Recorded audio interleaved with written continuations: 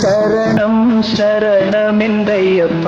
സാക്ഷാൽ പരമശിവന്റെ പരമഭക്തനും പന്തള രാജാവുമായ രാജശേഖരൻ തിരുമനസ് അതുവഴി വരുന്നത്. ഇത്ര ദുഃഖത്താൽ ദുഃഖിതനായിരുന്ന പന്തള രാജാവ് കാനന നടുവിൽ സാക്ഷാൽ മണികണ്ഠനെ കണ്ടെത്തി. കഴുത്തിൽ മണിയോടുകൂടി ജനിച്ചവനായതുകൊണ്ട് മണികണ്ഠൻ എന്ന അദ്ദേഹം സാക്ഷാൽ അയ്യപ്പസ്വാമിക്ക് പേര് വിളിച്ചു. ശേഷം പന്തള കൊട്ടാരത്തിലേക്ക് കൊണ്ടുപോവുകയും തന്റെ മകനായി വളർത്തുകയും കാലം കടന്നുപോയി. പന്തള രാജാവിന് പിന്നീട് ഒരു മകൻ കൂടി ജനിച്ചു. എങ്കിലും അച്ഛനും അമ്മയ്ക്കും ഏറ്റവും പ്രിയപ്പെട്ടത് സാക്ഷാൽ മണികണ്ഠൻ തന്നെയായിരുന്നു. മണികണ്ഠൻ ഗുരുകുല വിദ്യാഭ്യാസം പൂർത്തിയാക്കി. അതിനുശേഷം ക്ഷീരപഞ്ചമയിൽ നിന്ന് ആയോധന മുറകൾ അഭ്യസിച്ചു. വൈദ്യത്തിലും സകല ശാസ്ത്രത്തിലും അയ്യപ്പൻ പ്രാവീണ്യം നേടി.